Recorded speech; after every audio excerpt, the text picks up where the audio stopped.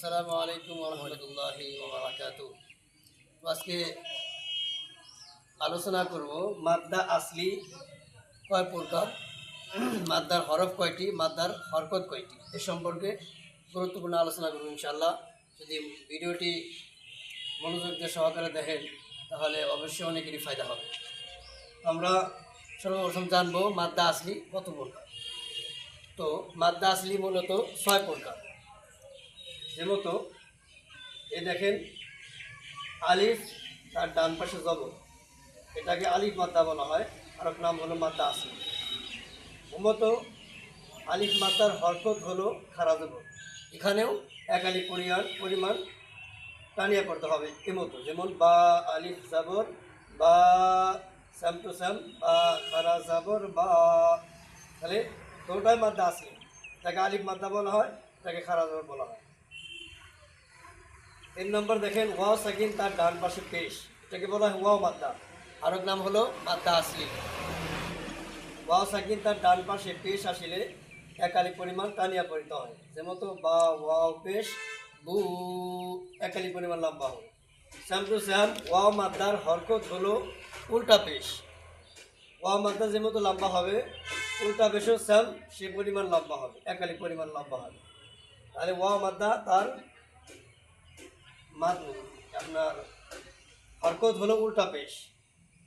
ওমতো ইয়া সাকিন, তার ডান পাশে যে আসলে এটাকে ইয়া মাদ্দা বলা হয়, আর এক নাম হলো মাদ্দা আসলি, এলাকারই পরিমাণ লম্বা হবে, আসল মত বলা হয় এটাকে।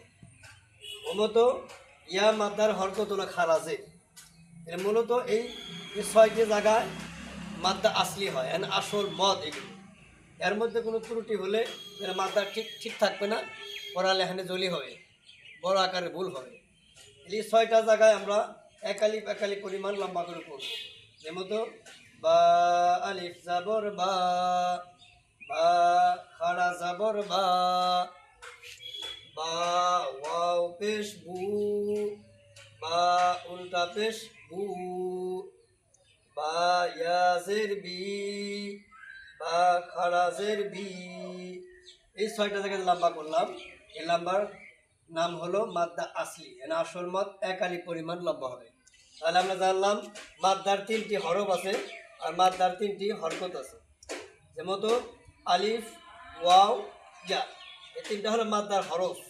আর খাড়া জবর, উল্টা পেশ, খাড়া জের, এই 3টা হলো মাদ্দার হরকত। আলিফ মাদ্দার হরকত হলো খাড়া জবর, ওয়াও মাদ্দার হরকত হলো উল্টা পেশ, ইয়া মাদ্দার হরকত হলো খাড়া জের।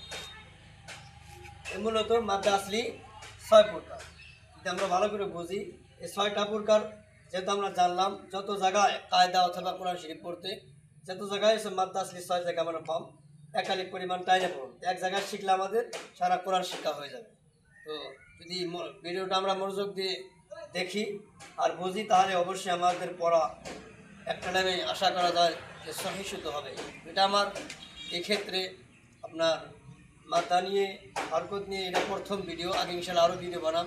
তো আপনারা আগ বাড়ার জন্য চ্যানেলটাকে সাবস্ক্রাইব করবেন আর শেয়ার করে অন্য ভাইদেরকেও দেখার সুযোগ করে দেবেন বলে আশা করছি। আসসালামু আলাইকুম ওয়া রাহমাতুল্লাহ।